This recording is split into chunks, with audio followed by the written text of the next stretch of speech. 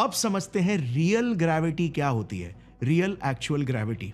देखो, आइंस्टाइन के लिए रियल ग्रेविटी कर्वेचर है और कर्व्ड सर्फेसेस में पैरेलल लाइंस या तो आपस में मिलेंगे या फिर एक दूसरे से डाइवर्ज होंगे, हमेशा पैरेलल नहीं रहेंगे। So let me ask you now, अगर मैं एक बॉल को 5 फीट से गिराता हूं, दूसरे बॉल को 10 फीट से और तीसरे बॉल को 15 फीट से गिराता हूं, तो इनके डिफरेंस रेट में एक्चुअल ग्रेविटी का कितना रोल है?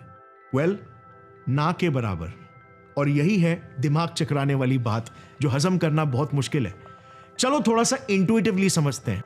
जब मैं 5, 10 और 15 फीट से बॉल्स को फेंकता हूं तो देखते हैं स्पेस टाइम में इसका मोशन कैसे होता है, एक ग्राफ के साथ। सो स्पेस टाइम में ये नेचुरली ऐसे कर्व्ड पैथ्स के थ्रू नीचे गिरेंगे अलग अलग सेकंड्स के बाद। बट नजर डालना, इनके कर्व्ड पैथ्स एक दूसरे से पैरेलल ही है, मतलब इनके गिरने के कर्व्ड पैथ यानी जियोडेसिक्स में एक्चुअल ग्रेविटी, कर्वेचर वाली रियल ग्रेविटी है ही नहीं।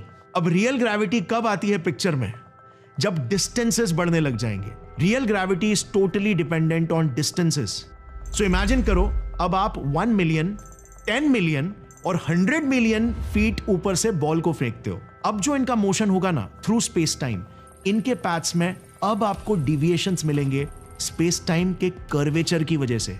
इनके पैथ्स अब पैरेलल नहीं रहेंगे और ये है रियल ग्रेविटी जो कर्वेचर की वजह से लॉन्ग डिस्टेंसेस में पैथ्स में डिविएशन क्रिएट कर रही है। जैसे जैसे एक ऑब्जेक्ट स्पेस टाइम कर्वेचर में ज्यादा डिस्टेंस ट्रैवल करेगा, उतनी ज्यादा वो एक्चुअल ग्रेविटी को एक्सपीरियंस करेगा।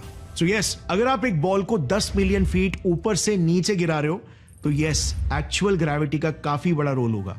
पर जमीन पर आप जो पुशअप्स मार रहे हो तो आप एपेरेंट ग्रेविटेशनल एक्सेलरेशन देख रहे हो, जो सिर्फ ग्रेविटेशनल फील्ड में होने और अर्थ के एक्सेलरेशन की वजह से क्रिएट हो रहा है, बट उसमें ग्रेविटी के कर्वेचर के मैथमेटिक्स ऐड नहीं हुए होंगे।